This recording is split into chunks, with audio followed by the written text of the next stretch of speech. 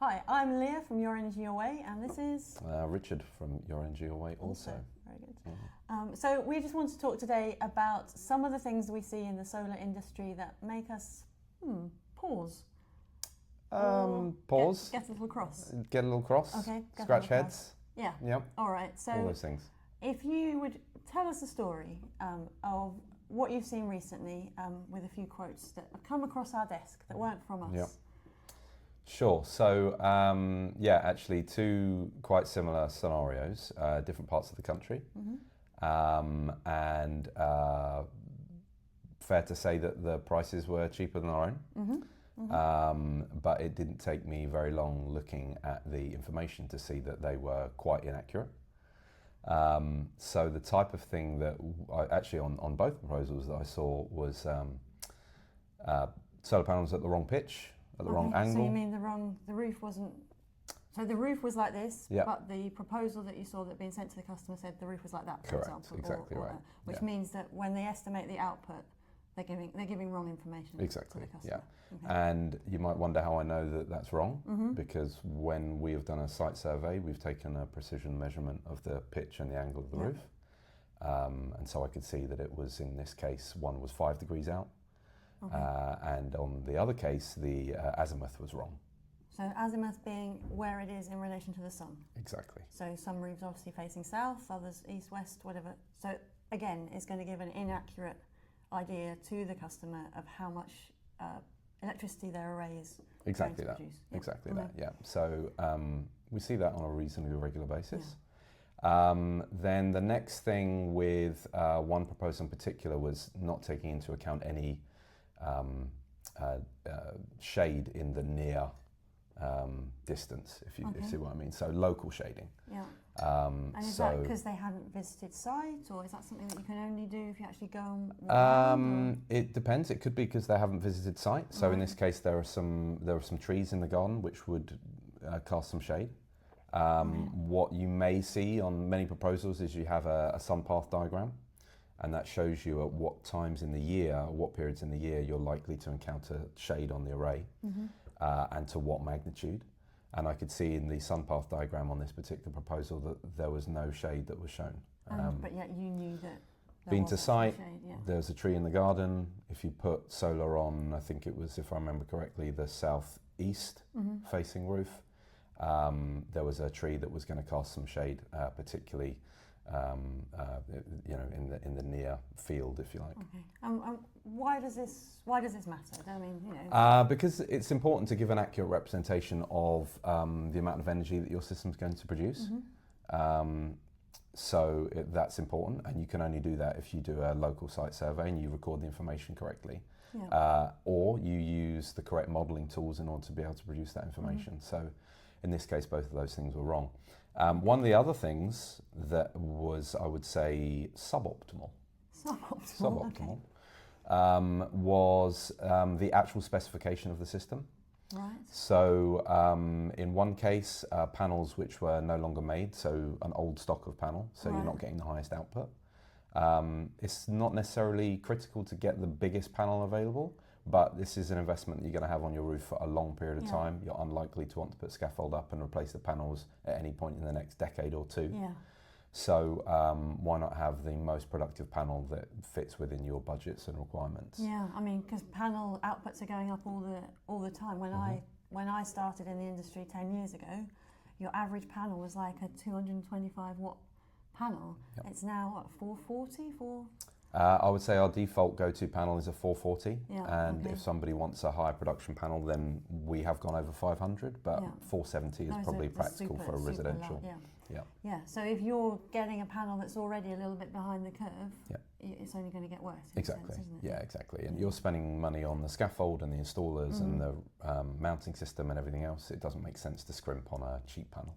Okay. And then the other aspect was the specification of the system in terms of the size of the inverter and the battery. So those things are separate but related. Right. So in both of these cases, customers looking to have a heat pump. Heat pumps typically use more energy in the winter than they do in the summer. And the sun typically shines less in the winter than it does in the summer, strangely enough. So specifying the right size of battery is important if you want to try and keep your running costs as low as possible. Yes. Yep. And in both of these cases, it was what I would call a small battery. Pony, I think you might call Pony, it. yeah, maybe I would call it Pony. Particularly if you're running a heat pump, the chance of getting through a winter using off-peak electricity, for the majority of the time, absolutely no chance with these two proposals with small batteries in.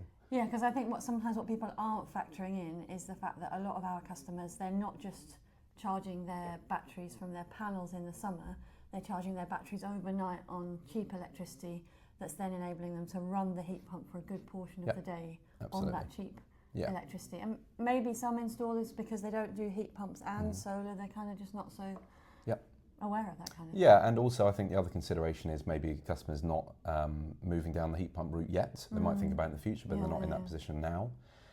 So sometimes installers might specify a battery to meet their kind of current energy needs, but not take into consideration some of the other ways of running your home. So quite a lot of our customers would use something called energy arbitrage, which is where they charge the batteries at low off-peak rates, and then they can either sell it back to the grid at a higher rate later using a time of use tariff, or they could sell the solar that they generate to the grid in the same kind of way. So most of our customers are doing that, and in those cases, the bigger the battery, the better, the more you're able to do that. More savings, exactly, yeah. And I guess with some batteries, they are modular, aren't they? So it would be okay to buy a good battery system and a small battery because you knew you could extend it. Yeah, absolutely. Later. So what I tend to advise customers is if you have budget constraints, which everybody does at some level, then where to spend that money. And I would say you spend it on really good solar array, because that's not something you're going to want to touch again. And then you get a good battery and inverter ecosystem so that you can add to that going forward in future. So it might be you have a small battery now, but you want to add to it later.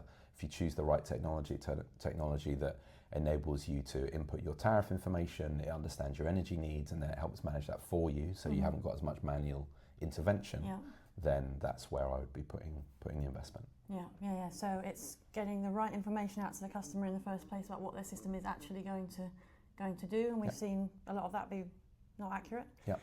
It's about getting the right size of battery for the customer and what they're actually going to do both now and going forward, and also the right battery system that has a good interface app, whatever, on your phone, so that you are able to control it as without having to be fiddling about with it all the time. And then I think that you said one last thing, which was about the inverter. Yeah, the inverter size. So I've seen some really big inverter sizes. Okay. Is that a problem?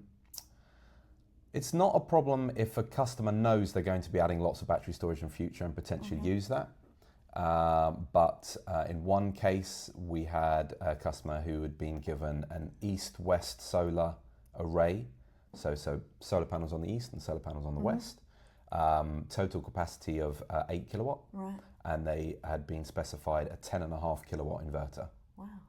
Because those two arrays are never going to be producing their maximum output at the same time. Right? Absolutely, yeah. So even if you added them together, that wouldn't be the right size. Correct. So if you had an 8 kilowatt east-west array, you probably wouldn't need an 8 kilowatt inverter unless you knew that you were going to need that level of power from the batteries. Yeah. And then again, it's about specifying the right battery equipment to go with that inverter if it's not all one ecosystem. So I get the feeling that there are some companies out there that maybe have a big warehouse of stuff, and so they go to a customer and just conjecturing. That's very cynical of you, Leah. Well, I'm just wondering, or they don't know what they're doing. But this is perhaps a more charitable explanation. They have a big warehouse of stuff. They go and see a customer and think, well, that's going to be near enough the right fit. I'll specify that. The customer will be happy, good price, whatever. But what we try to do, obviously, we're a lot more bespoke, so we're actually buying in the components for that particular job. So exactly. Yeah. All right. Good. Thank you very much. I hope that's been helpful.